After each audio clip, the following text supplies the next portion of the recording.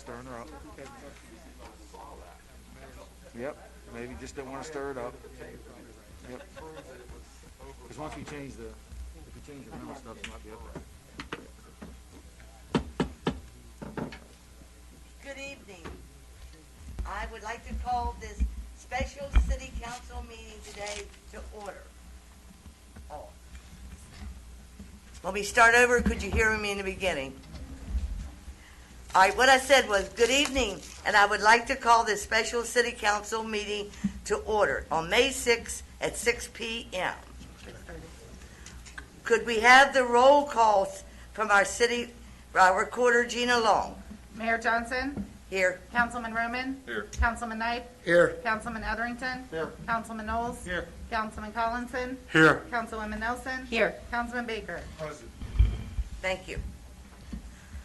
All right, we will rise to see. I have the salute to our flag by Councilman Baker, and then we stay standing for the prayer by Councilman Knight. I pledge allegiance to the flag of the United States of America and to the republic for which it stands, one nation, under God, indivisible, with liberty and justice for all. Please bow our head. Lord, please watch over and guide us this evening, and please give us wisdom in every dealings we have tonight. Thank you. Thank you. Please be seated.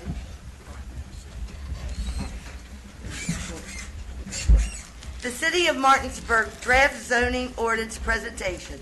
The Michael Baker International with Troy X is going to give the presentation to you. Thank you, Troy. Thank you, Mayor. Good evening, members of council and also members of the public.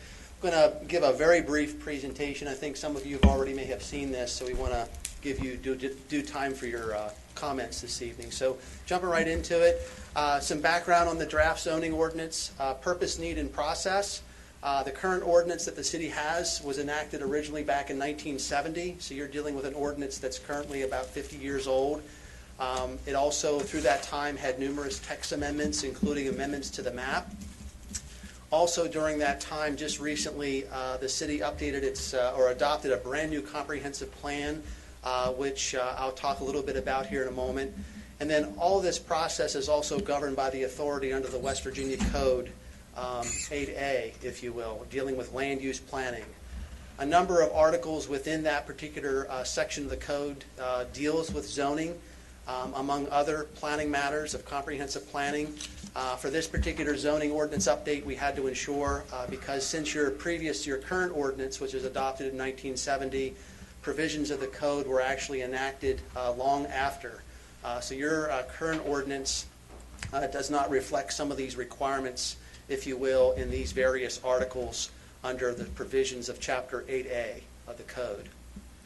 Also, too, in terms of requirement, the city's planning commission is responsible for comprehensive planning, which is a basis for your zoning. And also, too, as part of the zoning update process, they had to prepare a study and report on zoning that evaluated the comprehensive plan, land use, etc., and then what the proposed zoning ordinance was to present to council. The ordinance rewrite process included a variety of committee members, so it was not done just by staff or me as the city's consultant for this project. It included representatives from City Council, representatives from Planning Commission, the Board of Zoning Appeals, plus various members of the public. The rewrite process started back in September of 2019. Through that time, myself and the committee, here's an example of one of the meetings we had in this very room to begin the drafting process, to talk about various issues in terms of land use, to create the proposed zoning map and the various provisions in the current draft zoning ordinance. Those meetings were held through March of last year, about the time COVID had things shut down, but we had actually completed a lot of the work to get the draft completed. From that time through about October, we had gone through additional revisions, modifications based upon ongoing comments and conversations that we were having to continue the drafting process. In October, there was a public open house at the Recreation Center, which was advertised for people to attend. Thereafter, in November of last year, the Planning Commission had a public meeting on the draft ordinance, and then a Planning Commission then held a public hearing back in February, followed by a work session later that month in February, and then now on to City Council. They met back in March last month, or excuse me, 2 months ago now, back on March 15th, and then today at noon they held their first public hearing, and this evening the second public hearing. Also, too, landowner notification was provided. Again, this was a requirement by the code. We follow the code requirements, providing certified landowner or certified mailers of this hearing to all 7,751 property owners within the city. Also, too, during this time, the city's website had opportunity to provide questions and comments, which the city did receive through the website, and also the draft ordinance. And also, too, this presentation is also included on the website for your review. Just a quick background. Again, the comprehensive plan is the basis, the policy document for the basis of the zoning. A comprehensive plan aids the Planning Commission in designing and recommending to the governing body ordinances, such as the zoning ordinance, that result in preserving and enhancing the unique quality of life and culture in that community, and in adapting to future changes of use, economic, physical, or social in nature. Again, that's right from the code. A couple items here to think about. What is the vision statement? You can read there on the screen in terms of what the comprehensive plan calls for in terms of its future vision over the next 10 to 20 years. It includes, among other elements, a land use goal. That goal is to coordinate land use plans and regulations to achieve a balanced mix of commercial, residential, industrial, civic, cultural, and recreational land uses throughout the city.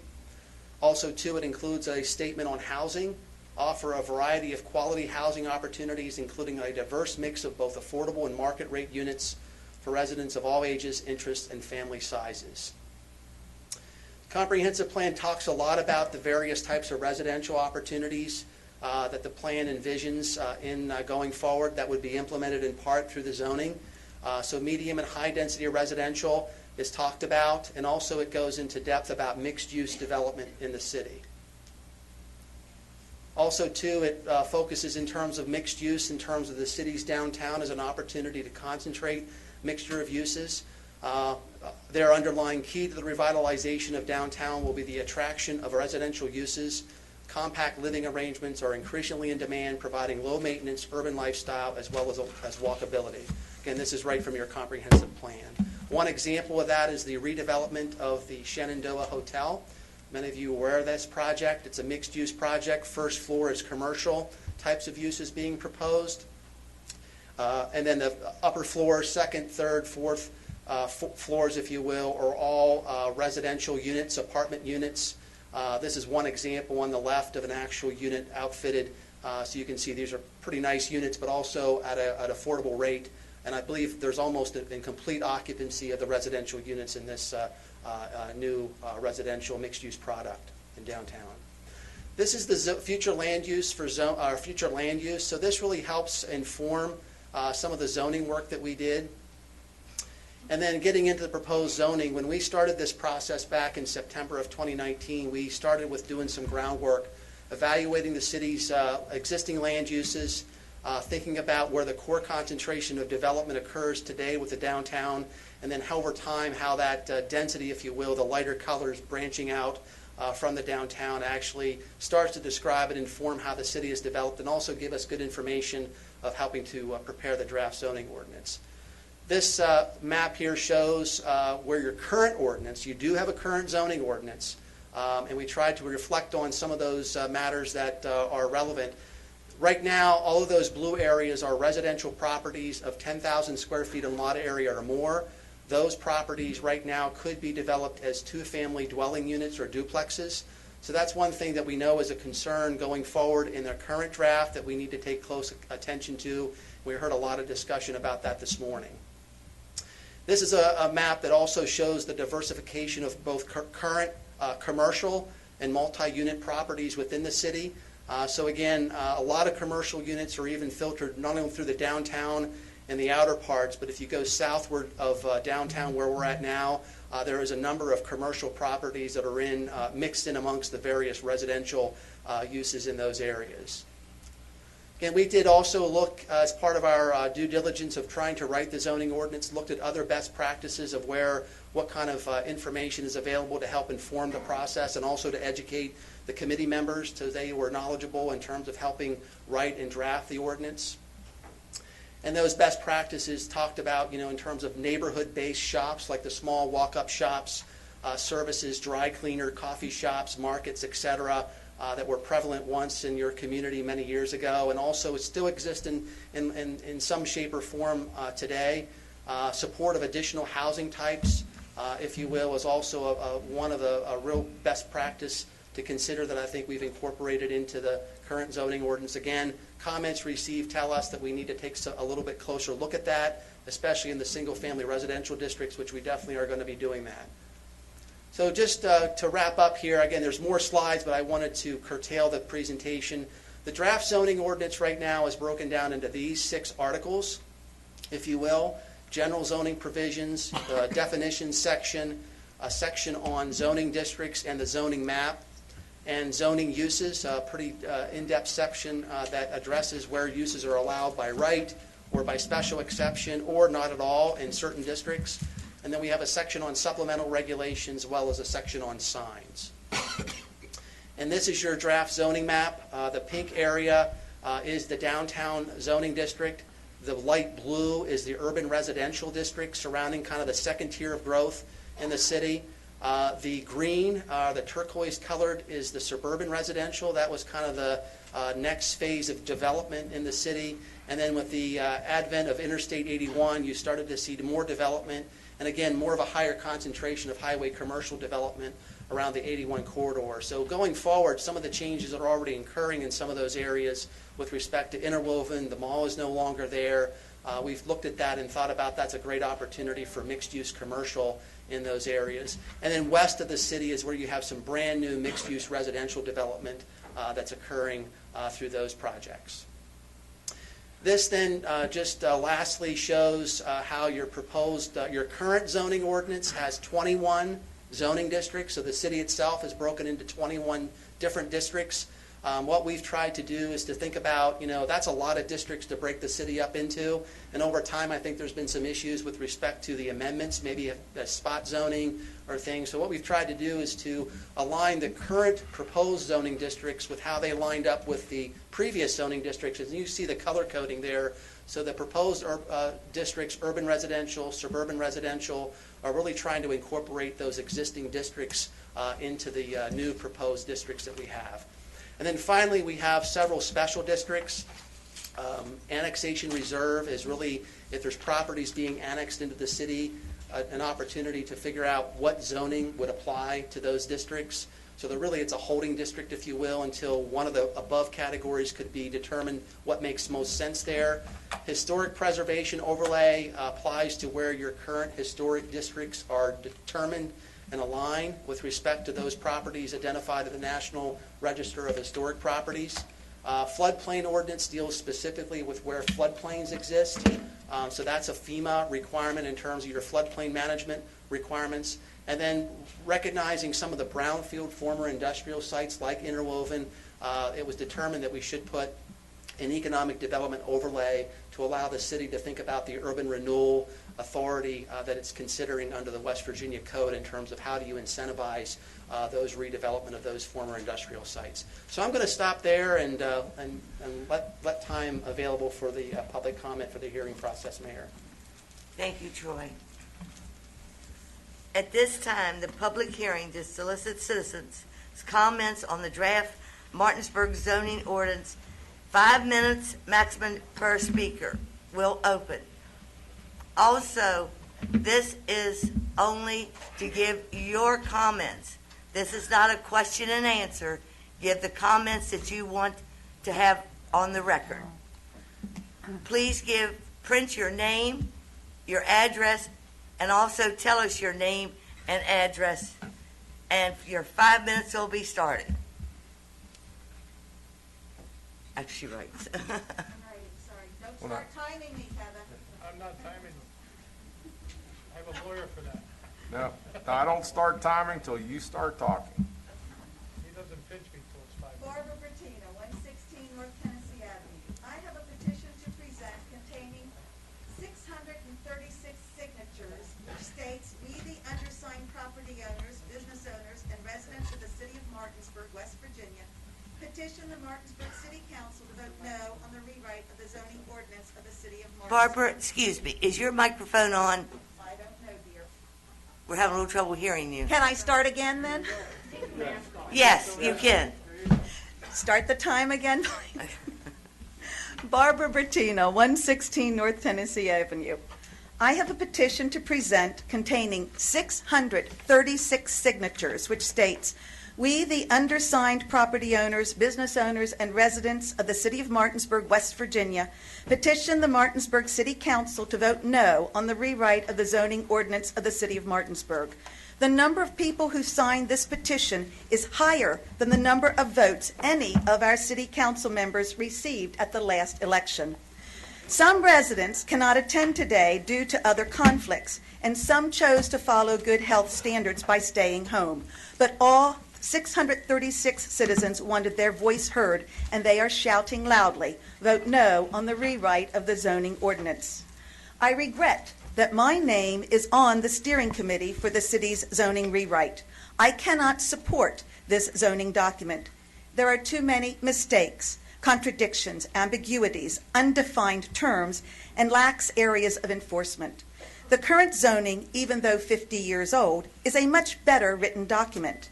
In the rewrite, the number of days required for public notification of issues before the Board of Zoning Appeals and Planning Commission was lowered. Why? So citizens are not adequately informed about changes which affect them? Even the process to amend this zoning ordinance is unclear and contradicts itself in several places. Our current zoning lists specific requirements, and the word "shall" is used consistently.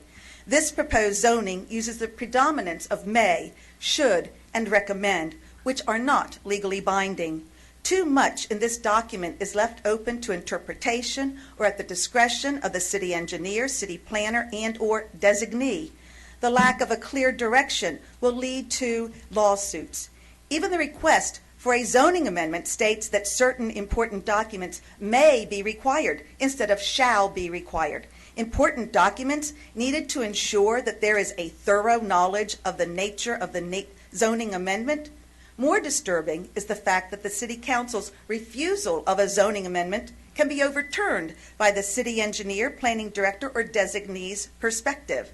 And most importantly, the citizen's right of a protest petition for zoning amendments has been struck from the ordinance.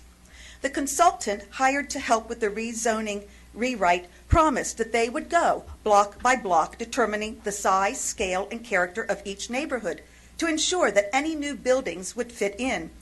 At several steering committee meetings, I stated that the suburban residential zone's lot sizes, front and side setbacks were incorrect. I told them that new infill would not fit with the existing neighborhood. The consultant assured me several different times that this would be looked into, but it never was. Not until I downloaded Ward 3 and 1's tax maps, figured out the square footage of each lot, and presented them to Councilman Collinson, who then met with the planning department, was any correction made to the transect map. That change was done on March 29th. Ward 3 and 1 were improved, but they are still inaccurate. All areas and zones of this city have incorrect lot sizes, incorrect front and side setbacks, and incorrect height requirements for their existing neighborhoods. If I can spot these inaccuracies, why weren't they caught by the experts or even corrected when those discrepancies were brought to their attention? The city and citizens of Martinsburg deserve a much better zoning ordinance than the one before you today. There is too much wrong with this document to be tweaked. It needs a major rewrite. This vote is the most important vote you will ever take. It will be your legacy to our city. I respectfully ask that you vote no on the proposed zoning rewrite.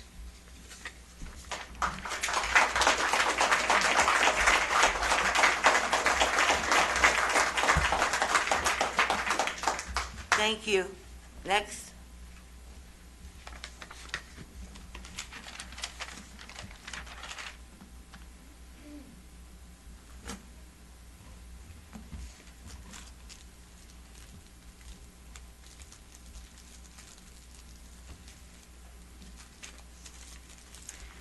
My name is Tamsin Melinda.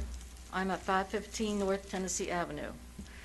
According to West Virginia Municipal Home Rule, municipalities may not prohibit or effectively limit the rental of a property in whole or in part, or regulate the duration, frequency, or location of such rental in whole or in part. In our present ordinance, we are already satisfying that rule. Homeowners can rent 2 rooms with 2 people per room, which satisfies in part, and they can rent whole house with 4 unrelated people, and that satisfies in whole. Nowhere in the Home Rule Code is there any mention to the number of people in the whole house or in part of the house.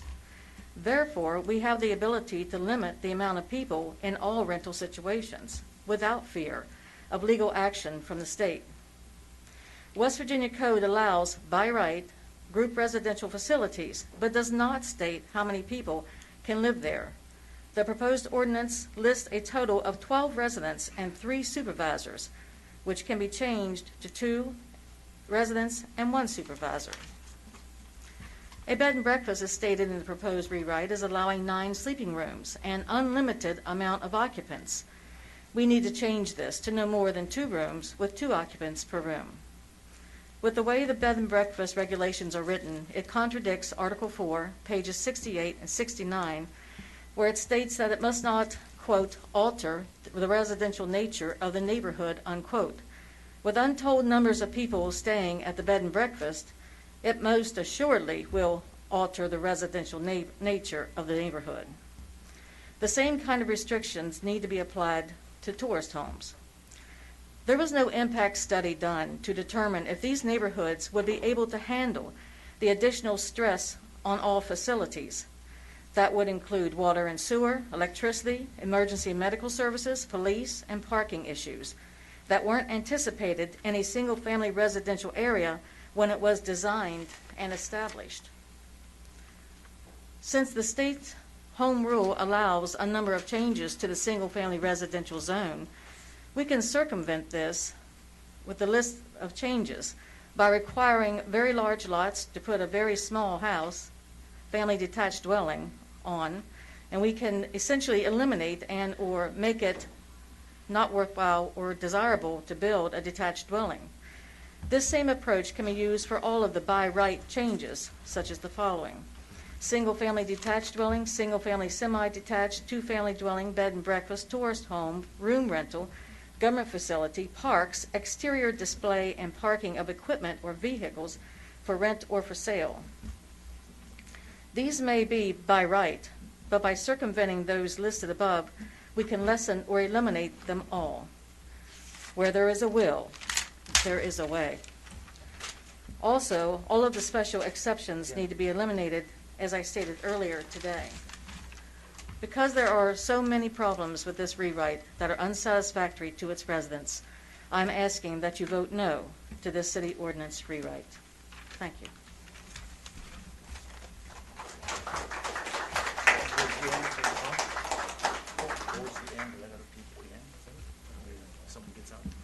Next, please state your name and address and print it on the sheet. In 5 minutes.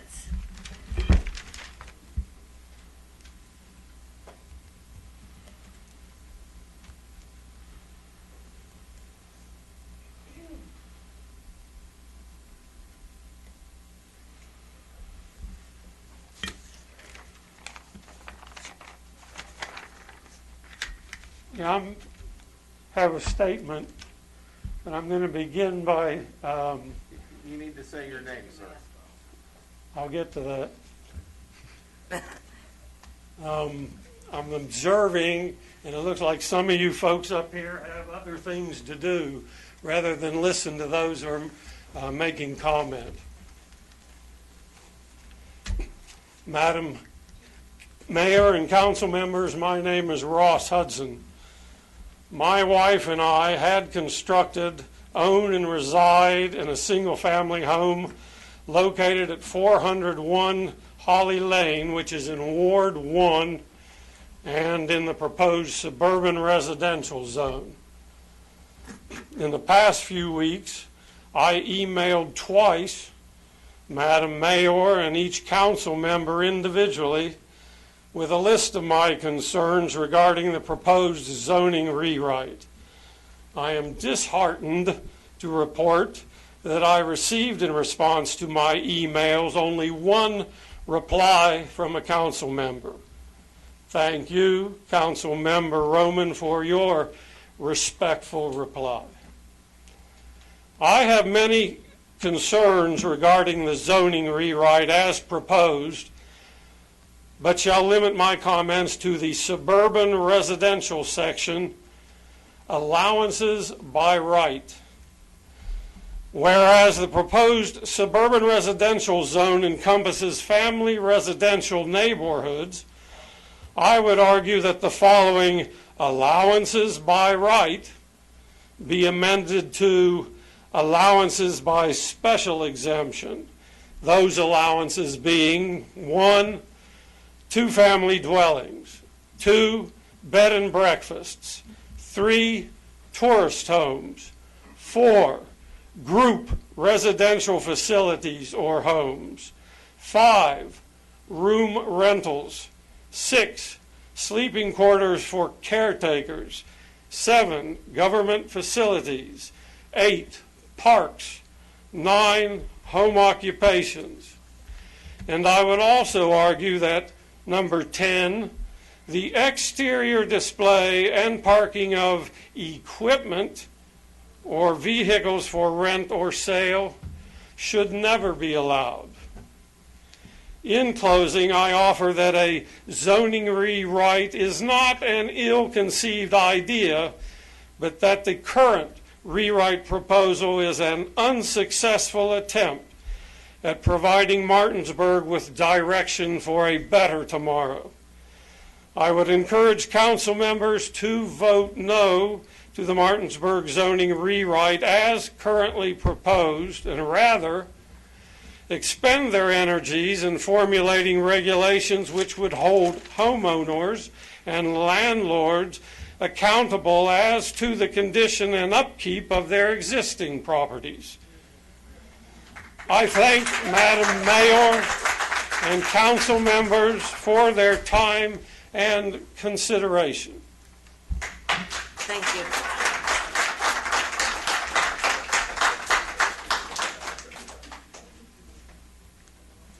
Next person.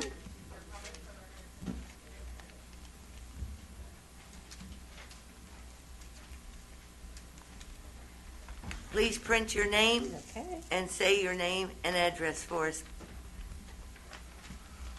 Thank you.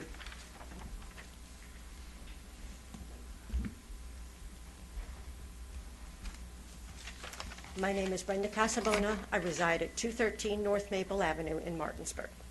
I am not unique to people in this meeting tonight, but I live in the downtown business district. I also have a business, so I look at the zoning from 2 points of view. And even though people think business owners are greedy, awful people trying to screw the world, I think that we are not. But I look at this zoning ordinance as being too permissive with respect to business.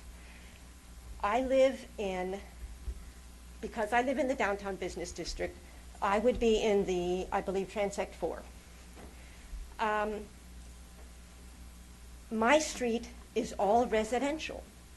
But if I read the zoning code, and I have read this ordinance 5 or 6 times now, there is no indication. It says, okay, the downtown business district, the purpose, the downtown zoning district is established to maintain the character and function of the city's historic central business district and its bordering historic residential neighborhoods. Yet, in the downtown district, retail uses are by right. does that mean I could turn my residential into a retail store? I should not be able to. There needs to be, now perhaps these are addressed in the subdivision and land ordinance code, but I can find no indication of what that code is going to say, what that ordinance is going to say, what restrictions. If retail uses should be in the downtown district, but where? What restrictions are there as to where they're going to be located, the size, the nature, and the same thing for the MUR district. Quote, the MUR district provides a place for where diverse residential living is encouraged. Some small scale commercial uses may be allowed on larger streets if the buildings are scaled to the neighborhood. But it says some may be allowed. What kinds? Where? What is the scale that's going to be allowed? I think there needs to be some layout as to where these uses might be permitted. I realize that lifestyles have changed. I am a proponent of smart zoning codes. I like the Transact system, but you cannot just present this document and say, oh, you can have retail in urban residential, you can have retail in this area and that area, in neighborhoods that are primarily residential. Yes, there needs to be services close by, and we need to stop relying on the automobile, but that's great, but nobody's going to. I live 3 blocks from my work. I walk to work. People think I'm nuts because I walk. If you got a show of hands of people that live within a half mile of this building that walked to this meeting, I guarantee you I would be the only hand. People, if you think people, okay, I take that back. If you think people are going to, because there's a convenience store on the corner and you live a block away, I guarantee you people are going to drive down to that convenience store. You are adding additional traffic to residential neighborhoods. I am not opposed, I am in favor of a new zoning code. We need a new zoning code desperately.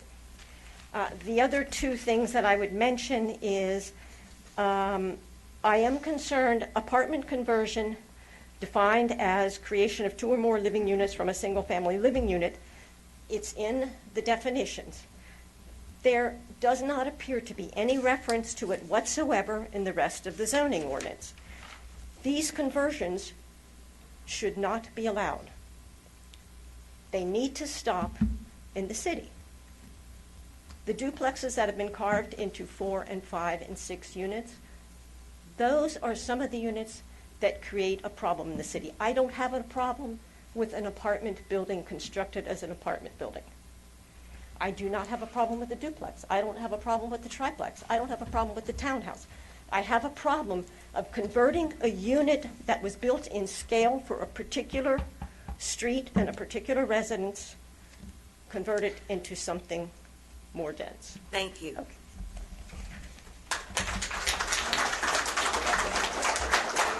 Pardon me?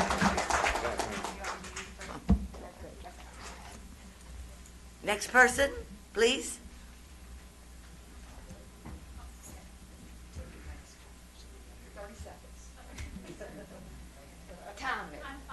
Time me.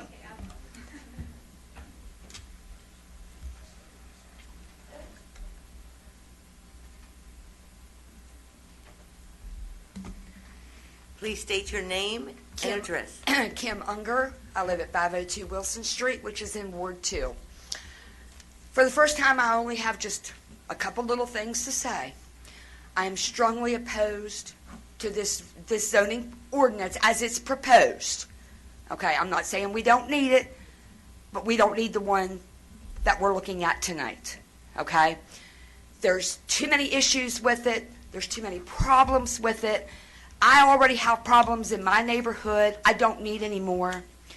And one thing that no one has yet to mention with the proposed zoning, what is it going to do to our real estate taxes? Thank you. Thank you.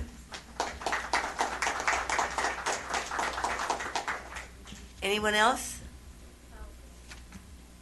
Don't start me yet, though. Okay. I'm going to take my mask off, that's okay, so you can hear me. Okay, Thank you. ready? My name is Donna Zeck, and I live in Ward 4 at 126 South Kentucky Avenue. I am asking all the city council members to vote no on the draft Martinsburg zoning ordinance. There has been little input from citizens due to the COVID and city hall lockdowns. Additionally, there have been few interactive online meetings that would allow citizen input. I live in what will be designated urban residential zone, and I am concerned that the changes proposed will exacerbate an already difficult living situation for me and my neighbors. The proposed zoning allows by right homes that are currently single-family dwellings be broken into two-family dwellings. It also allows by special exception 300 to 500 square foot micro units. These allowances will add to the number of housing units in my already overcrowded neighborhood.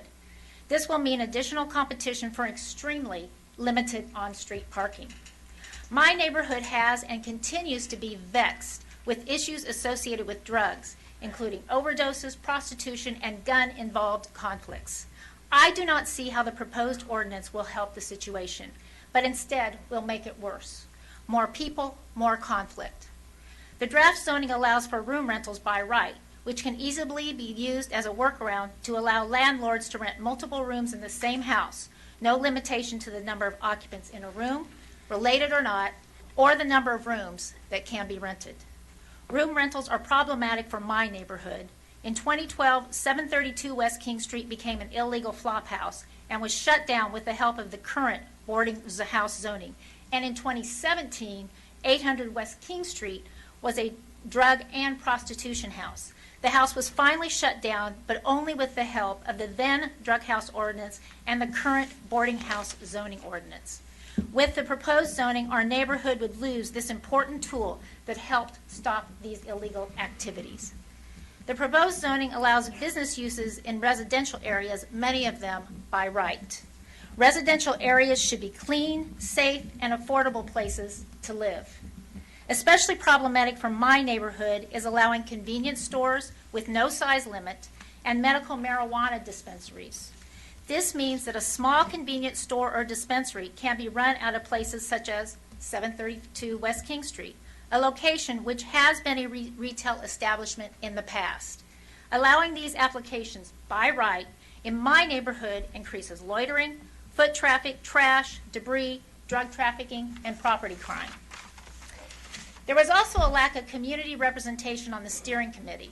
The committee consisted of 7 governmental representatives, 1 city council member, the former mayor, 1 real estate development firm, 1 engineering firm, and 2 public citizens. There was no representation from Ward 2, no public representations from Wards 1, 4, and 5. Additionally, no renters, rental advocates, religious, nonprofit, social, civic, or other organizations were represented. Problems with publishing of the ordinance draft were also concerning. Drafts were published without indicating where or what changes were made. This practice is onerous and time-consuming, forcing the public to spend days and possibly weeks comparing the drafts to determine changes and their impacts. Generally, governmental organizations issue a notification called an addendum, which indicates changes to public documents and their location within that document. The items I outlined are just a few of the reasons that you, as city council members, should vote no to the rewrite. There are just too many problems with the written document to move forward, period. It is possible, but highly improbable, for any small group to identify all of the issues within the document and correct them. Even if the esteemed council took it upon themselves to try, I am concerned that important things will get missed. I am requesting that you vote no, then follow a process similar to the comprehensive plan. Create non-governmental citizen focus groups to review each section with representatives from each ward in each zone, as well as each council member hold multiple meetings with their wards. This will allow for full resident vetting of the document and create a document for all members of the city, and one which you can be proud to vote for. Thank you. Thank you.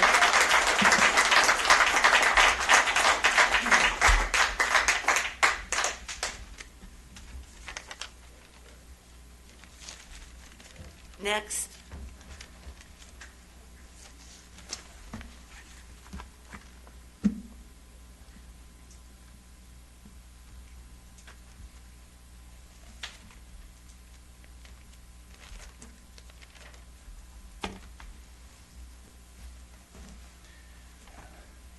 My name is Calvin Caldwell from 116 North Tennessee Avenue. You have each been apprised of the failures of this zoning document and the concerns of your fellow residents. We are not, however, citing worst-case scenarios, for who can imagine what that might be if such a document is adopted? I understand some of you believe that our concerns might be possibilities, but they're certainly not probabilities. So tell me, if subdividing properties, creating greater density, introducing more business, commercial, and rental interests into historically single-family residential zones is not a probability, why even include the impetus for such a result within this document? Why not eliminate the possibility if little is expected to result from it? I think the Planning Department has glossed over this contradiction because admitting their deregulation of zoning would cause a big ruckus. But it would make their job a whole lot easier, and of course, the more rentals, businesses, and manufacturing they can rubber stamp and cram into the city, the greater tax revenue for the Treasury. Other motivations? I can only speculate. Now, we all agree that our zoning needs updating and refining, but this document throws out that which is good in our current ordinance and introduces contradictions, confusion, and vagaries ripe for lawsuits, and adopts concepts that disenfranchise residents, leaving them powerless. Martinsburg has traditionally managed government very well, even while many other cities have failed. But the need for income has never meant betrayal or undermining the citizens whose votes have empowered you. There are other creative ways to make money. What little presentation has been given has been superficial, misrepresented, and without explanation of its underlying substance. No question and answer opportunity has been afforded the residents prior to the finished product before you today. Questions submitted to the Planning Department's website took more than 5 months to receive even unsatisfactory reply. All symptoms of a flawed process aimed to push through an unpopular and dubious agenda with the least resistance possible. First, forming a steering committee in name only to lend legitimacy, a committee which had no substantive influence and one which never voted on the approval of any document. Next, a pseudo-public meeting which presented only the Planning Department's positive spin without public input or scrutiny. Next, a public hearing wherein I understand the Planning Commission curiously passed approval without having access to the complete document. In essence, kicking the can in your direction. Oh, and the COVID pandemic, well, that must have seemed like a godsend to those in charge. Limited public meetings, residents afraid to appear in public, live streaming with no audience input allowed, City Hall in lockdown, even still. What a gift for making their own rules and controlling the situation. Well, the safeguards have failed. It's your decision now whether to trust your employees or to give credence to an opposition which has done its homework for your benefit and which expects your best, most thoughtful, and equitable decision. It is unquestionably a most important and consequential consideration, one that will certainly define your legacy, and questioning the reliability of people with whom you may work closely, whose trust and expertise you have relied upon, well, that's difficult. But this is rezoning, a different animal than you've dealt with before, an animal that presents great temptation to make real change regardless of its rotten underbelly. A wise man once said, "When the outcome is essential and matters more than the relationship, you must trust but verify." Trust but verify. Think about that for your next working session. Considering the lengthy process and significant expense in developing this disappointingly flawed document, we have certainly not gotten our money's worth. But a worse tragedy would be to accept it. On behalf of opposing residents, I respectfully ask you to vote no on this zoning rewrite. Thank you. Thank you.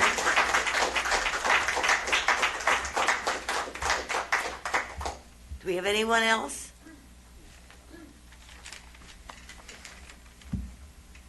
I like one last.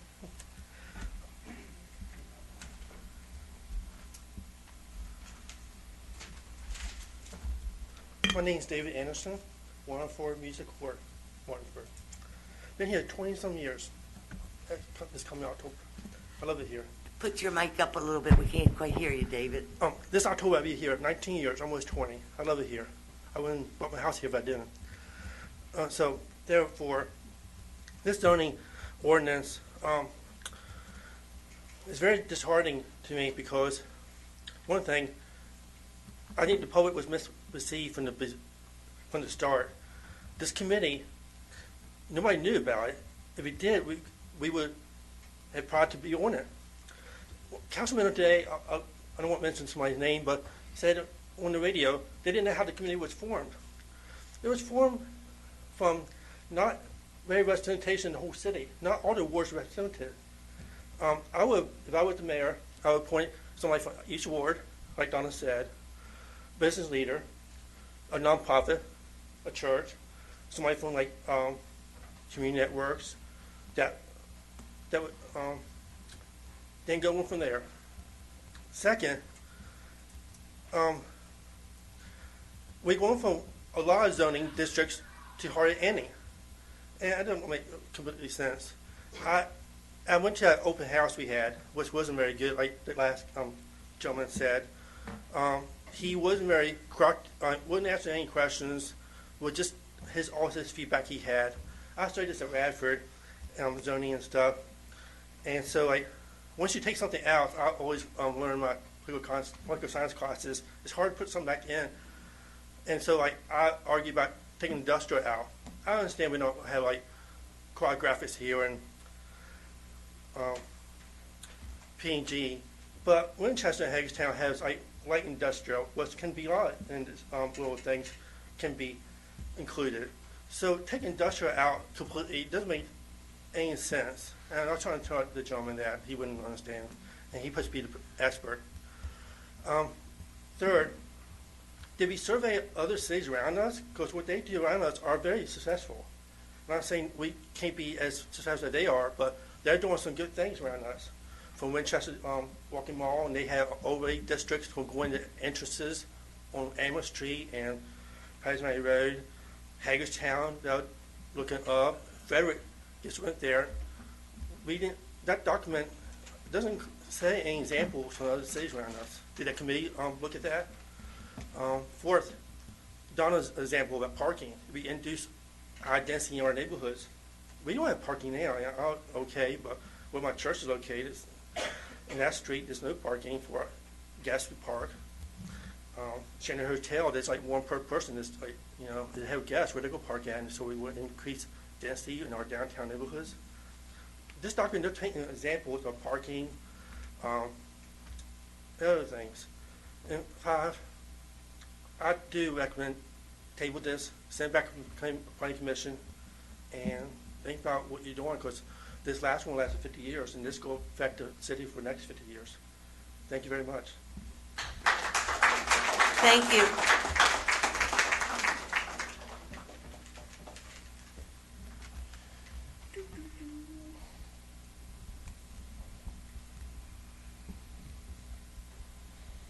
Hello, my name is Jamie Jordan, 602 Lincoln Drive, Martinsburg. I've been a resident in the city limits of Martinsburg now for, I guess it's been 18 years. And I can tell you I've noticed a lot over the last 8 years especially. So I actually commend the people, the powers to be at City Hall, the city of Martinsburg, because for the last two elections, all we have heard is Martinsburg needs to change. Martinsburg needs to do new things to generate, to keep their youth here and to bring more youth and more businesses downtown. We now live in a world where the economy is driven by millennials. Millennials, I can tell you, do not like living in the city of Martinsburg. Me personally, as a business owner, I love millennials. They spend money. I like it. I get it. There's things in this ordinance that I would definitely ask you to change, things that you need to consider. The more people you bring in, the infrastructure now cannot handle pretty much what's here, especially through our roadways, and I'm sure these guys will agree. Traffic is just becoming atrocious anymore. If you leave my store over in Edwin Miller Boulevard at 5 o'clock just to come across Raleigh Street bypass or go onto Tavern Road, I mean, you wait a long time. I am all about growth, guys. I really am. And I want to see this city prosper more than anything out there. This is my city, my town. I love this place. I just ask you to vote no for now and reevaluate. You're heading in the right direction. You are doing exactly what your constituents have been asking you to do for the last 8 years. Let's make Martinsburg better. I think that this ordinance was drafted fast. I think it was drafted unknown to the public. And I think that there's a lot of changes that need to be made in there. But I do have to say I commend you because you are trying to move Martinsburg forward. And I can tell you I greatly appreciate that. A lot of the citizens in the city greatly appreciate that. I just think that this thing really needs another hard look. I would definitely shelf this thing for now, reevaluate it, and then let's move forward together. Thank you. Thank you.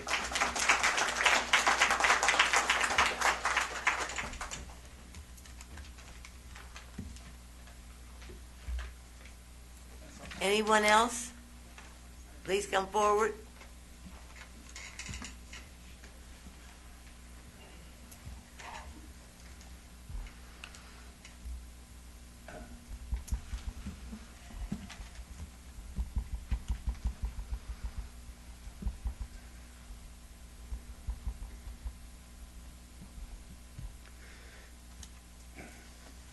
Good evening. My name is Chuck Almquist.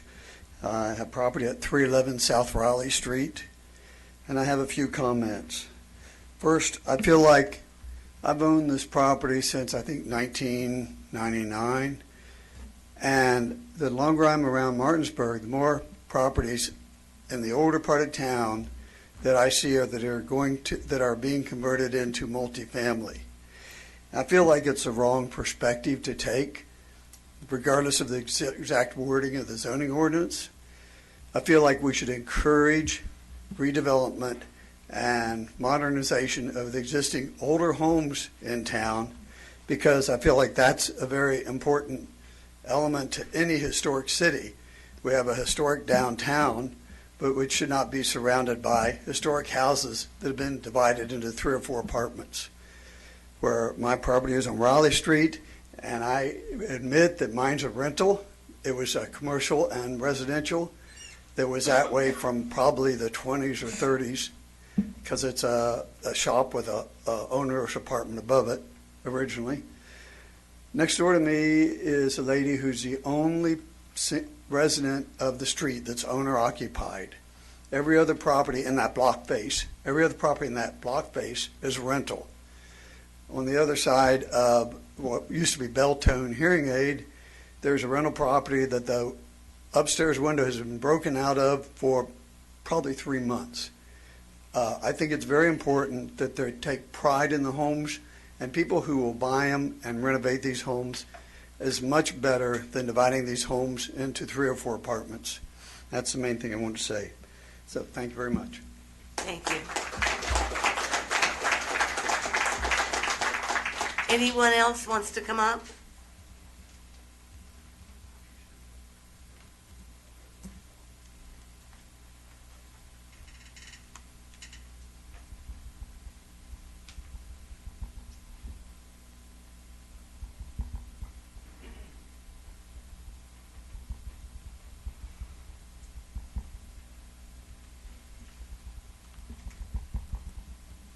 Mr. Reynolds, 608 North High Street, Martinsburg, West Virginia. Lived here since 2006. Nice place. I agree with this gentleman. The last 9 years, Martinsburg has went downhill with the rentals. I'm watching single-family homes being broke up into 5. I know other families that live off of Burke Street that the homes have been broken into 4 or 5 apartments. And it's not residential leasing or renting. It's went to rehab, which the people on the streets don't know. And most of the problems is out of these rehab rentals. What we need is clarity on this new codes as to what is going in, what it's being rented for. So the people, I mean, North High Street has just, everything is rental and nobody takes care of the properties anymore. Everything's going down the drain. We need to dot our I's and cross our T's for the residents that live here. I agree with everybody that's having a speech. We're in the right direction. It just needs to be finalized. Have a good evening. Thank you. Thank you. Do we have anyone else wanting to speak?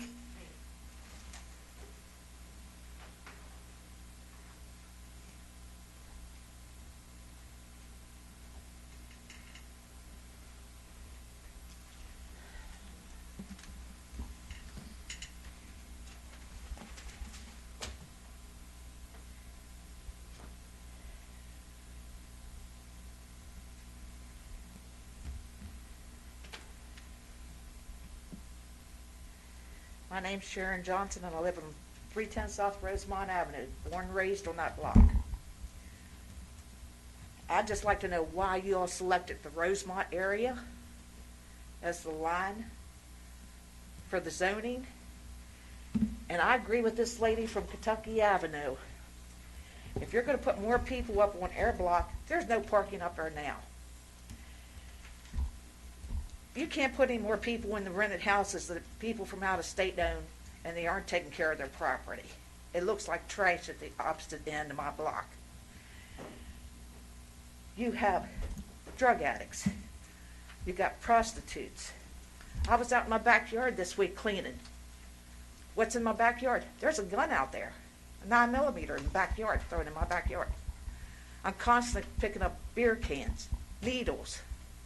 How much more do I have to take? Like I said, I was born and raised on this block, and I'm tired of seeing this. I've called my city councilman. Well, I don't know what to tell you. Call City Hall. So where's that leave me? You know, I live in a duplex. The landlord that owns the other side of the duplex, he lives in Maryland. He was supposed to put a roof on his side of the house over a year ago. I called down here to see if the permits were made. He got the permits. The roof is still not on there. He takes the chimney down, throws the rocks or the bricks inside the chimney, and just puts a board over top of where the chimney was. And he says that's a fixed roof. So now you tell me, why should I vote yes for this? I'm sorry I can't do it. Thank you.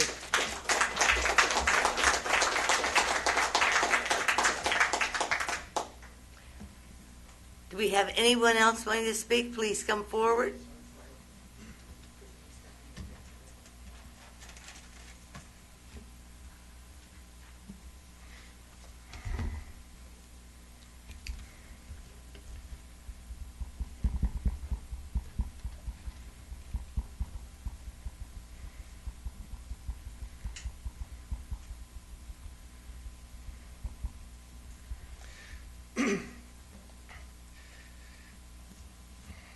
My name is Mark Thompson. I live at 527 West John Street. I've lived in Martinsburg for 10 years now. I have another business on South Queen Street. And I live in a rough part of town with problems with drugs and prostitution, just like everybody else does, with crime. But I'd like to point out that a lot of that is possibly a result of the current zoning that we have. I understand that people are worried about rentals and density and things like that, but those are the conditions that we already have. I've heard about the petition stating things like allowing for people to subdivide existing single-family homes into multiple units of 300 or 400 square feet. And so I read this draft regulation looking for that. Where in this document does it allow single-family homes to be subdivided into basically what is a rabbit warren? And what I'd like to say is I didn't find that. There's section 404 is the closest thing I could find in there that talks about subdividing homes, and that's the accessory uses section. So section 404B, accessory residential uses. This seems to be, to me, driving to the heart of what people are talking about when they're talking about adding density. So I just walked through this. So first of all, you have to meet certain criteria. It must be owner occupied. If you're not occupying the building, you're not eligible. It must be located either in a detached structure such as a garage or a barn or similar accessory use, or within the principal structure. The floor space is not to exceed 50% of the principal dwelling, or 100 square feet, whichever is less. There must be parking, and it must be on-site. That means if you don't have parking, you're not eligible. The utilities, there's no separate utilities, so if you're planning on renting to somebody, I don't think that you're going to set up a situation where you're going to be subsidizing somebody else's utility. And most importantly, I notice is the lot size for this. The minimum lot size to be eligible for accessory uses is 7,500 square feet. And so what that means is that's approximately a lot of 40 feet by 187 feet deep.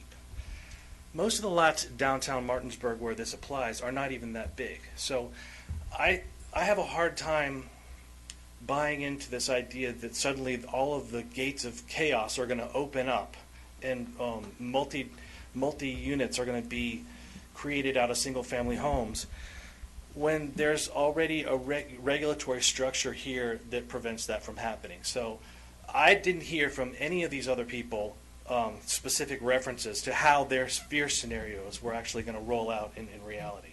I deal with the same problems that everybody else does, but at the same time, I believe that the current ordinances that we have are outdated and they don't respond to the realities of our current situation. Martinsburg, downtown Martinsburg, is a dense urban environment, and it needs ordinances that reflect that. They need ordinances, zoning ordinances, that encourage people to come in here and use these spaces as they were historically designed. And if we don't allow that creativity to happen, we're just going to have more urban decline. Thank you very much. I appreciate your time. Thank you.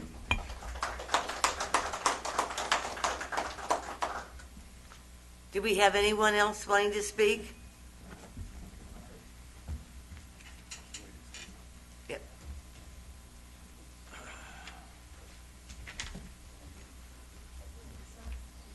My name is Dr. Ralph Kirchwell. I've been in Martinsburg for over 50 years. My work in life was to fix things. Now, I have a property on Wilson Street, and over the years, that area has gone downhill. There's no question. We had a nice restaurant there for a while, and then other things have happened, and now it is gone downhill a little bit. I live in Briarwood.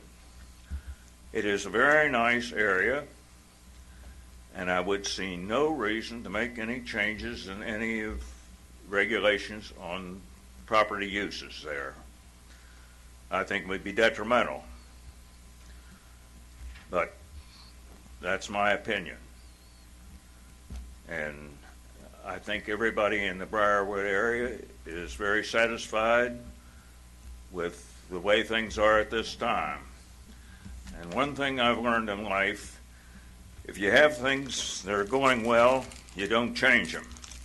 If there's a problem, you try to change them. Thank you, gentlemen. Thank you.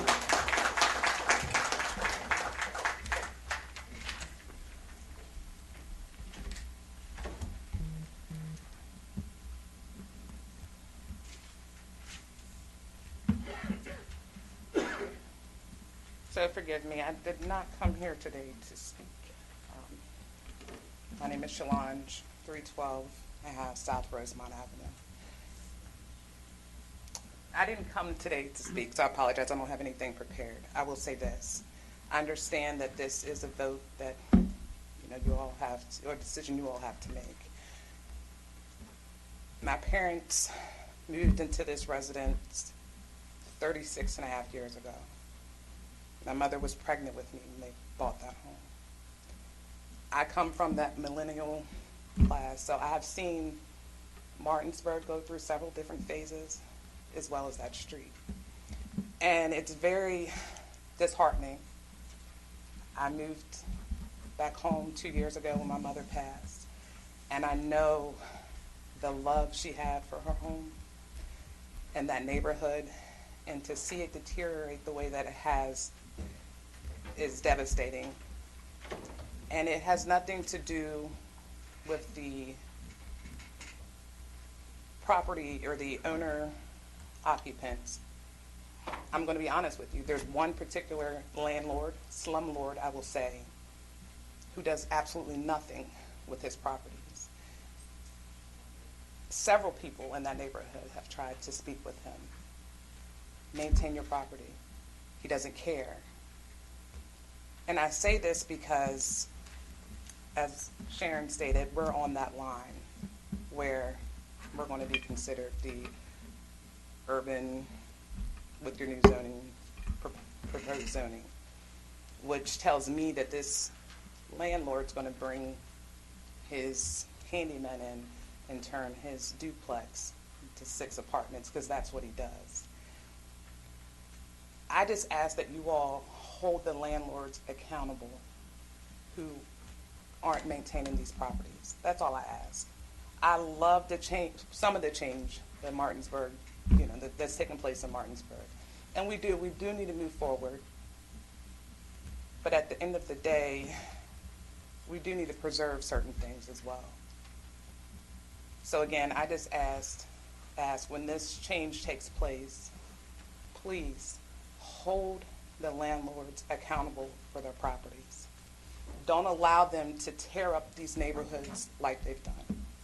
Because I'm sure most of you all sitting up here have been in Martinsburg either your entire life or for a very long time. So you've seen how it's literally working its way up street by street by street on that side of town.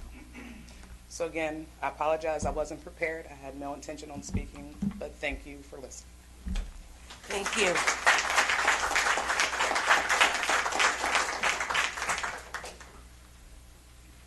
Is there anyone else wanting to speak this evening?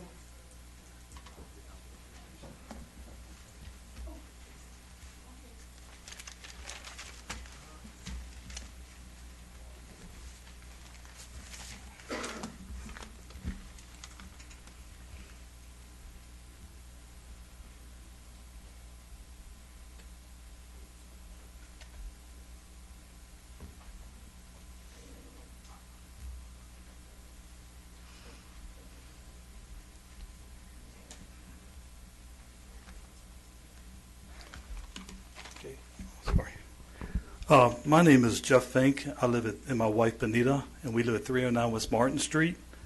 And me and my wife Benita is opposed to this new zoning proposal. To me, it caters to big business people and money.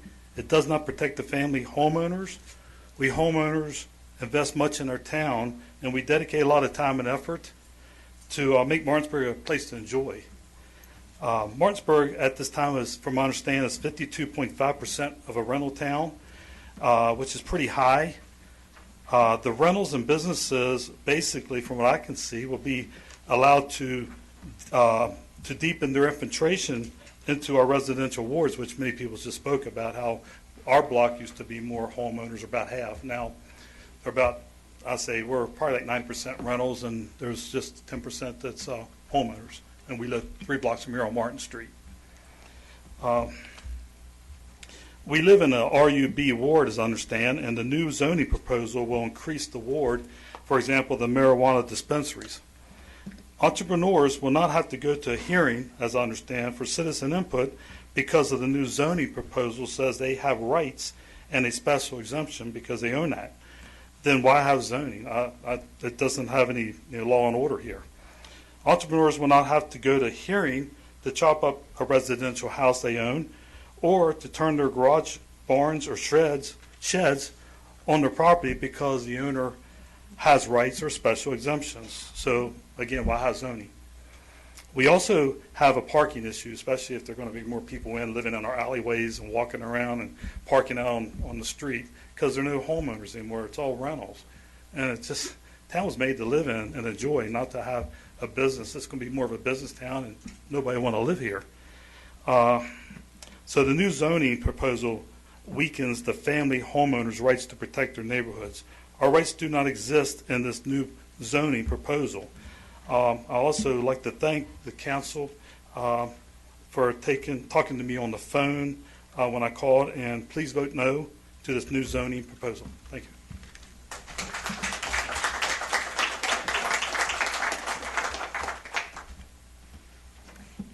Do we have anyone else?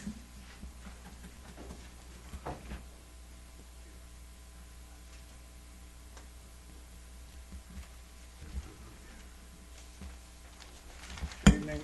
My name is Henderson. I live in Burke Street, 211 Burke Street, Martinsburg. I have a number of points to make. I'm not going to labor them for too long, but I didn't feel included in this process. I thought it was a flawed process in terms of inclusion of citizens. And I think as a result, you've got a flawed result. You've got highly qualified people giving you advice, but they don't live here. And I'm not sure how many people on this body do live inside the town. So that's my one point. I live on Burke Street, as I say, and I've been there 7 years, I think. And I live opposite one of these buildings that's been cut up into, I think, about minimum of six what I can describe as living units. And it has, the front door is badly damaged, sort of irreparable. The second floor window on the east has been, is covered in cardboard. It's broken by the, looks like it's been broken. It's been that way all winter. It's owned and managed by an elected official, by one of you. And so I think when I consider, if I understood it right, because I did actually have to buy the plan from the department, and if I read it correctly, which I'm not sure that I did because I found it inaccessible, really, for a layperson, that my understanding is that you can cut up the proposed zoning. You can cut up buildings, houses now, and that means out of town money, out of state money, out of country money. I lived in India for 7 years before I came here, and I used to talk to people about investing in America, and that wasn't my function, that wasn't my job. I just happened to have those conversations. And there were Indians who had rental properties, around about 2,000 rental properties. They owned them, and they didn't give a damn about the quality of what they had. All they cared about was the money. And I've noticed, and I don't wish to appear racist, because I don't think I am, Indians have started investing in Martinsburg. So, now with that in mind, the guy before me was saying that, let me see if I've got this right. Bear with me. I think I've done, oh yes, the definition of efficiency micro-unit. A dwelling unit with at least 300 square feet and no more than 500 square feet of usable floor area and only one combined living and sleeping room the unit may also have separate rooms containing only kitchen facilities or bathroom facilities. Now, if I got this right, which I hope so, that's by UR special exception, SR special exception, DT right, MUR right, MUC right, MIN right. So I hope that's clear. The point, or at least the point I'm labouring to make. So the other issue is that in this building that I refer to opposite me, or nearly adjacent to me, shall I say, the police are there on a regular basis. The fire people are there on a regular basis. The medics are there. There's screaming. There's yelling. There's drunken behaviour. Now, if that's managed by a respected member of this community, what happens when someone, a non-elected official, owns a property such as this? So, I'm asking you, on the basis of that I felt totally excluded. I would have been involved myself. Whether I could contribute, I don't know. My family would have involved itself. We own 3 houses downtown, single-family houses downtown. We would have been pleased to participate, but but we weren't given I felt we weren't given the opportunity. Sir. And the fact that you had it during a pandemic, Sir. I don't know what that's about. That's, to me, that's a fundamental error Sir. of judgment. Okay. Good night. Thank you. That's the second time today.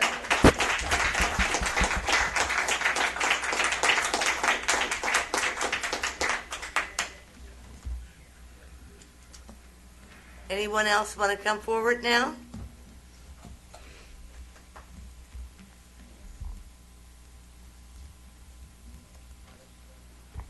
Good evening, members of the council, Your Honor. Thank you. My name is Elizabeth Day. My husband and I live in Ward 2 at 800 Winchester Avenue in the city. I've previously spoken here against the no-tell motels just south of the city line and in support of the drug house ordinance. I am here this evening to ask you to vote against adoption of the proposed draft of the zoning ordinance. While I agree that the zoning code should be brought out of the past, I am not thrilled by the future that this version proposes. Along Winchester Avenue in the city, we tolerate traffic noise, trains rumbling past, and a good deal of pedestrian traffic bounded by the Relax Inn and the Midtown 7-Eleven. Both of those businesses, for what it's worth, are notorious for the crime and trouble they have attracted. Both of them were started up by responsible owners, but later fell into disrepair and disrepute. Those businesses have cost the city tens of thousands of dollars in law and code enforcement and have been largely responsible for neighborhood decay and depressed property values around them. Disturbances are not exclusive to the retail businesses, but with rental properties as well. We have many neighbors in rental units who care nothing for our laws and common courtesy, and they do much to ruin an otherwise nice community. So the aim of the zoning ordinance change is to modernize the code, reduce the need for special exceptions and variances, and to be more business-friendly. Well, frankly, I'm tired of throwing incentives at potential businesses only to have them sweep up our tax dollars, stay just long enough, and then scoot out of town chasing the next freebie. Does anybody remember Sino-Swearingen Tiger Aircraft? Okay. If you want to be business-friendly, I suggest you start with the businesses that remain here. As for reducing the need for special exceptions and variances, what is so wrong with those? If someone wants to add a car lot or trailer park or boarding house or 200-square-foot sign or even a charming outdoor cafe that plays music and has people or vehicles coming and going, then the existing neighbors, those who have invested in our properties, should have a say. How does increasing population density by cramming more people into single-family housing serve our residential communities? On our block, over the past 30 years, it has gone from all owner-occupied homes to about 50% rentals, back to majority owner-occupied homes. During that high rental phase, at times it felt like we were under siege. Imagine calling the police so many times that the dispatcher apologizes to you for having to live that way. We have lived that way, and I can assure you that you do not want that for your neighborhoods. And perhaps you think that our issues are ones of enforcement, and perhaps you might be correct. However, the cure for lax enforcement is not to surrender to lax zoning. If you want to see what lax zoning looks like, the potential future of Martinsburg is on display already. Just take a drive south on Route 11 from Thompson Street to the state line.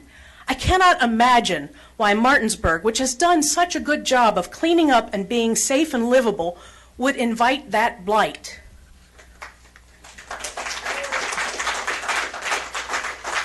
We also wonder why this is an acceptable change for Wards 2 and 5, but not for Wards 3 and 4.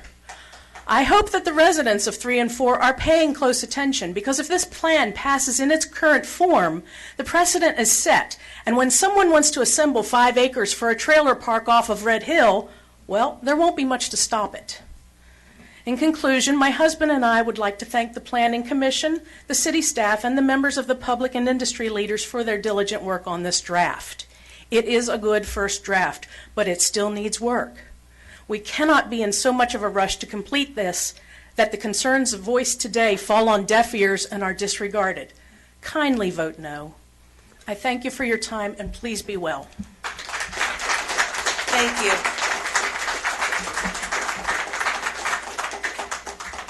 At this time, is there anyone else that would like to speak?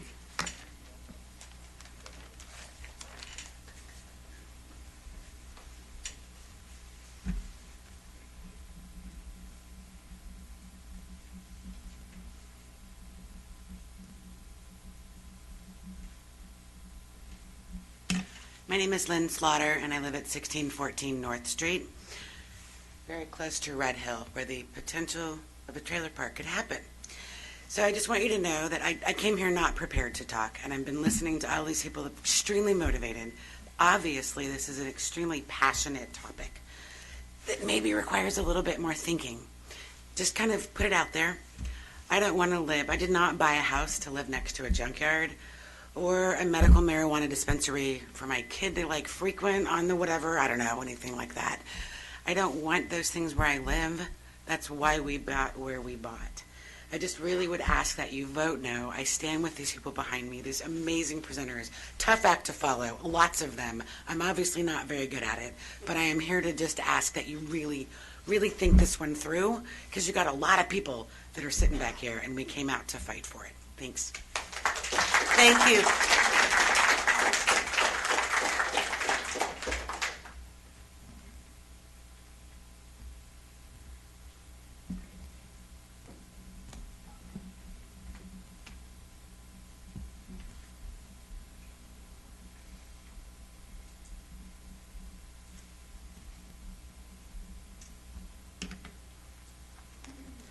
Good evening. My name is Matt Murphy. I live at 103 Bird. That's in Ward 3. Lamenting everything that everybody else has said before myself, I agree with everything in principle. This was moved too fast, was moved through during a pandemic where there wasn't a lot of information that was put out there, and trust me, I've gone and looked for it. You can go look at the website, the city website, and it's not readily put out there for people to find. You have to go digging for it. I feel that's, lax on the city's part for doing that. I don't know if that was done on purpose or if it was an oversight, but it should have had better access to those documents. Again, the change, 4 revisions since the original draft, that doesn't fly either, especially for all these folks right here. Something that I do want to bring up that has somewhat been brought up, but not in depth, is how this is going to strain the police and the fire departments. If you allow single-family dwellings to be converted into multi-family dwellings, imagine that dwelling now has a fire. Imagine that dwelling had 4 people in it before. Now you've got 15 to 20 people in there. I work as a career firefighter in another location in Virginia. but I'm friends with several of the firemen here in Martinsburg. I know for the other day their minimum staffing was 8 people. 8 people. Take 4 of those people to cover 2 medic units. That leaves 4 personnel to staff 2 engines and a ladder truck. That is absolutely not acceptable and inadequate for what needs to be done on the scene of a fire ground. 4 people. Now, take into account our fine law enforcement personnel and the job they've been doing. The drug house ordinance, law enforcement staffed with 4 during the day shift and 5 on the mid and then the midnight shift. That's unacceptable for them. If you ever go listen to the online scanner, they get their butts kicked in every single night. Every single night. But somehow they manage to do it and without getting hurt. The fire department here runs 3 medic units sometimes when their staffing is up to a level where they can do it. But when you only have 8, you can only provide 2 medic units in the city. Listen to the online scanner there and you'll see how they get their butts kicked day in, day out. Medic units are being pulled from the county to come in and handle calls in the city. So I think that you need to take some careful consideration to look at the impact that it's going to have on the public services in the city before you go forward with this. Now, I've heard some comments in the hall, and this is my first time coming to a city council meeting, and I really hope I'm wrong, but I heard several people out there say, you know what, council members are just going to do whatever the hell they want to do. They've already got their mind made up. I hope that that's wrong. But you know, there's a quote that I love from Thomas Jefferson that says, do you know who you are? Don't ask, act. Action will delineate and define you.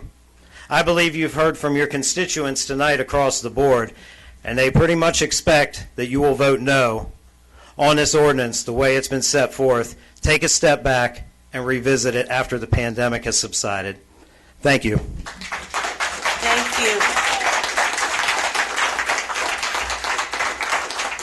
Anyone else tonight wish to speak?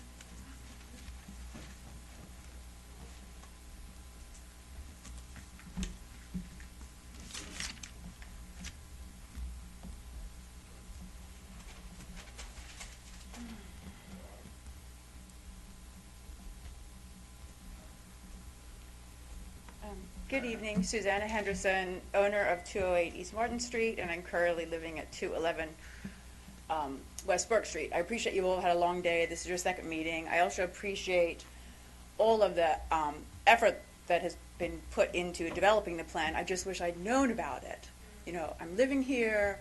I bought a rundown home. I didn't chop it up into apartments. I fixed it up. I rehabbed it. I went through the Historical Society rules and regulations. You know, the town seems to be changing and on the right track.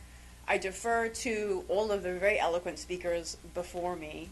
I would ask you to reconsider, and what Ms. Zeck said and my father said, I'd happily participate in a more participatory process. And I know this is a lot for you all to take in, and maybe it sounds a little negative, but I think it shows the willingness of the community and your constituents to be involved and to participate. So, sorry, my voice is shaky. I don't know. I'm very emotional about it. People invest their life savings here. You know, they want to do good for the city, and I know you will do too. So, appreciate your time, and thank you very much. Please vote no. Thank you. We have anyone else wish to come forward?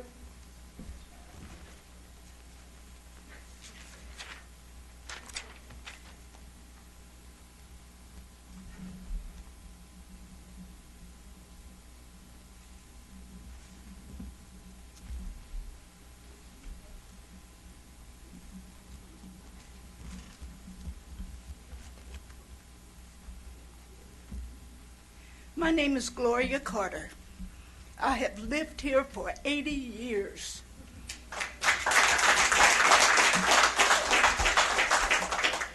And this city, your address, please. 519 West John Street, Ward 2.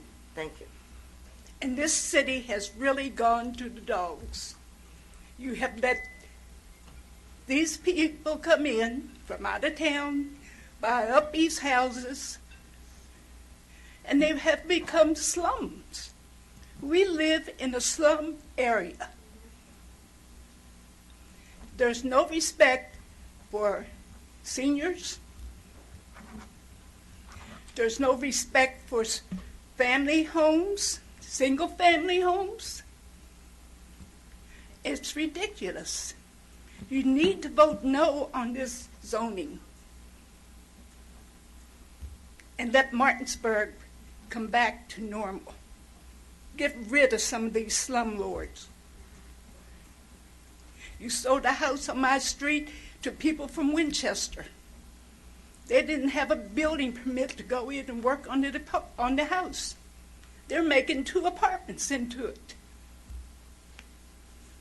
They came yesterday and cut grass that was almost up to the fence. But nobody cares. So something needs to be done. Thank you. Thank you.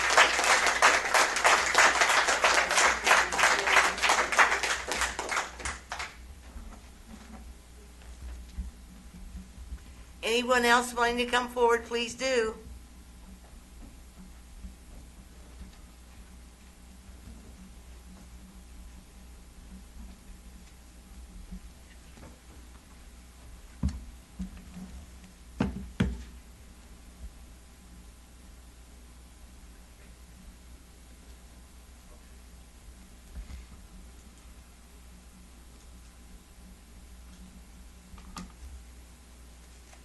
My name is John Dormany. I live at 1605 West Martin Street. I've been here about 21 years. Love the community.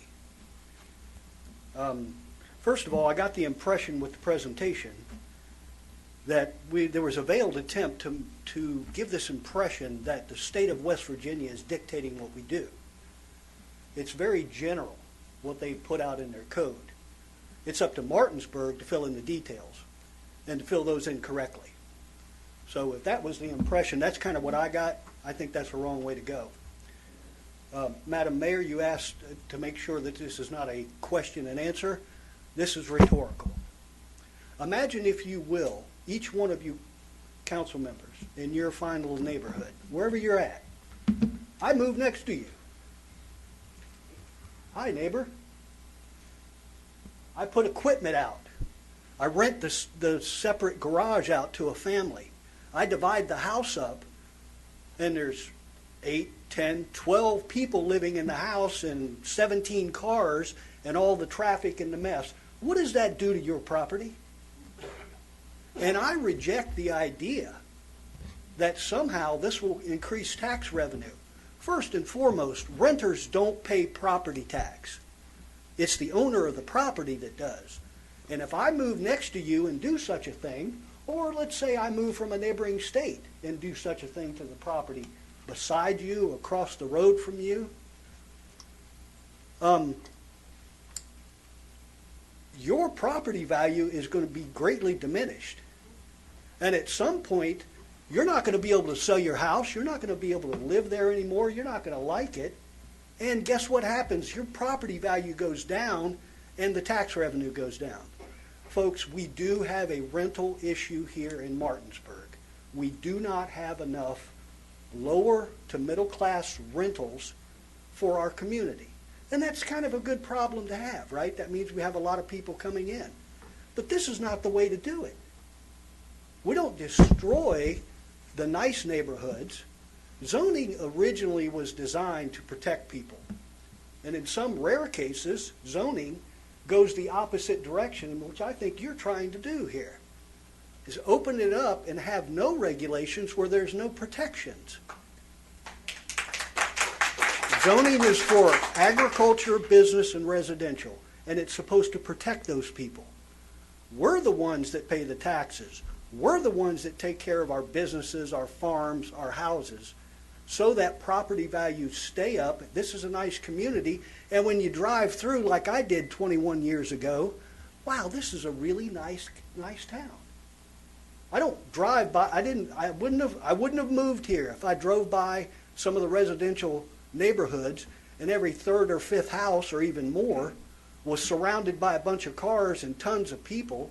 and then I find out you can't get an ambulance and the police can't show up and there's no fire equipment. Folks, this is not the way to do it. So I respectfully ask that continue down this road, rezone. We do need help. We do need changes. This is not it. Thank you. Thank you.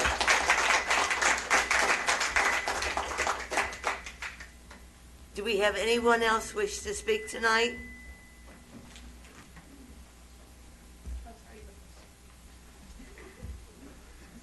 Let me write my name.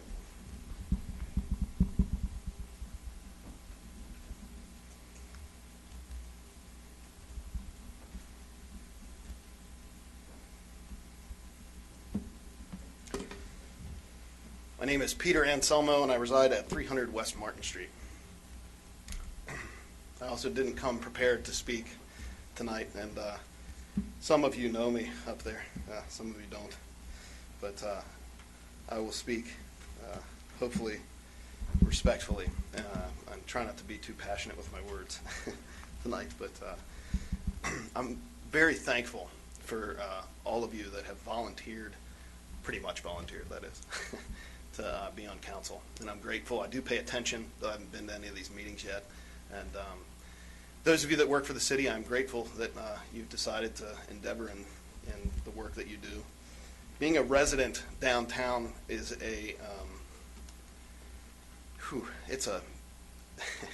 I really care for my neighbors. I care for the people around me. Everyone that is around me knows that.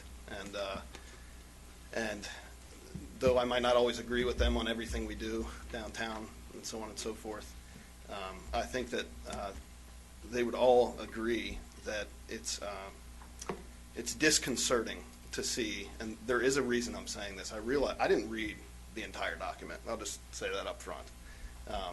I'm not sure that for the point I'm making right now I need to, because I think the point I'm making is that if it's perceived by many people downtown that there are issues that are not being addressed, things like first responders not making it to places on time, which I echo very, very much, or many different issues that have been repetitively talked about tonight. I think that needs to weigh on you. I'm not saying that as in a threatening way. I'm saying that because I think that it should matter when your citizenry is concerned about several things that are going on. Yes, I'm concerned about zoning. I likewise live on a street. I'm concerned already about parking. If this current document that you guys have before you is going to make that even more difficult, then yes, I do agree that will make even more difficult of an experience for our law enforcement. And I think that needs to be taken into account. I'm grateful once again for my opportunity to speak, and I'm going to keep it at that. Thank you. Thank you. Do we have anyone else tonight?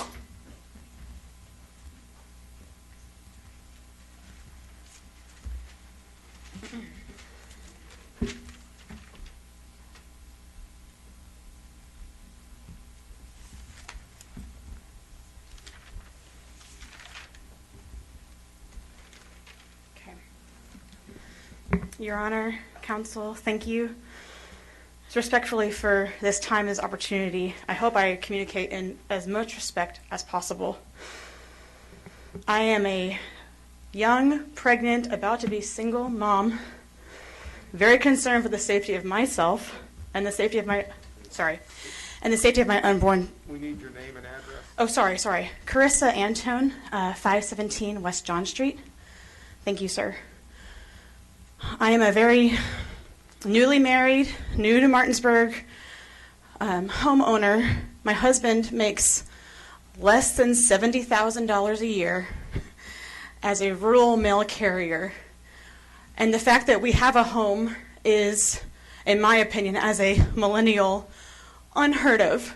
And this is our life's savings. This is our inheritance. My child is going to be born in August. I am already so concerned being a female walking on West John Street as a female in front of my very own home, where there are sexual pedophiles, registered sex offenders, and I apologize for my emotion, the next block over, I don't walk down that street because I don't feel safe walking down that street, and we cannot afford to move.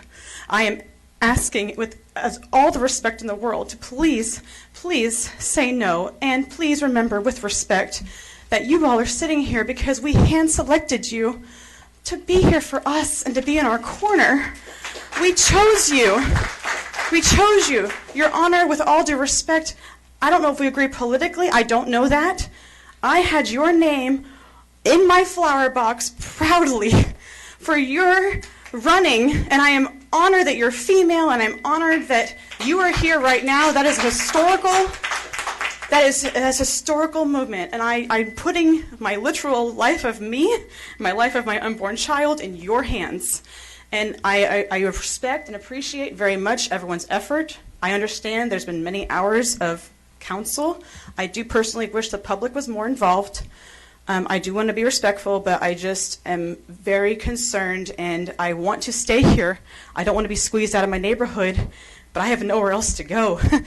And I do love Martinsburg. I do respect it. I appreciate very much, truly, respectfully, everything you all have done. But I'm begging at this point, please. Thank you very much. Thank you.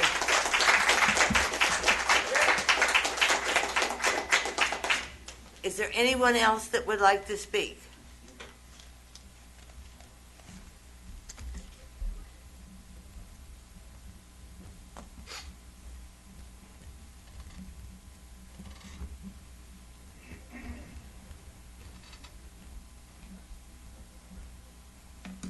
Hi, Ann Alter. I also didn't come prepared to speak, but I'm at 222 North Georgia Avenue. Most of what I would have said if I had been prepared has pretty much been said, but I'd like to just tweak one little thing. I'm over by the park, and it's a beautiful little neighborhood. There are big houses, there are little houses. People look after each other. It's nice. But you can tell which one of the rentals. And I actually know one rental who is just afraid to put any money into the house because she wants to stay there. She loves the neighborhood. But the landlord's not taking care of it. I don't know how long we're going to get to keep her.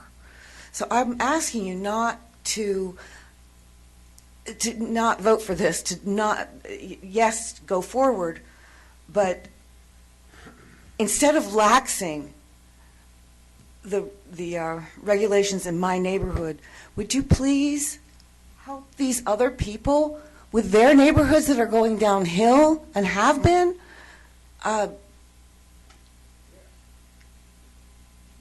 Help them. Don't make it doesn't help them to make it easier to turn my neighborhood into theirs. And I'm not trying to be not in my backyard. I'm all about, I could handle certain of the facilities that are on the list, but I would like to see them addressed individually. I don't pretty much have a nursery going all around my house because I got kids, neighbors' kids. But certain places it would not be appropriate, but I think somebody could bring it forward to say, could I do this? But don't just make it so anybody can just chop up anything and do anything. Thank you. Thank you. Anyone else wishing to speak tonight? Going once? All right, this is your chance. If not, we will close this hearing tonight for this public hearing. And thank you all for participating and coming. Also, just to finish up a little bit of business, discuss and take action as necessary regarding the next steps for the draft Martinsburg zoning ordinance. At the noon meeting, this council decided upon having a committee meeting, again, to discuss and work on this more or hear views on May 24th at 5 p.m. So again, thank you for participating, and I hope you all come to a council meeting. It's nice to see people. Thank you. Motion to adjourn? Yes, I'm sorry, yes. You got it? Okay. Meeting is adjourned.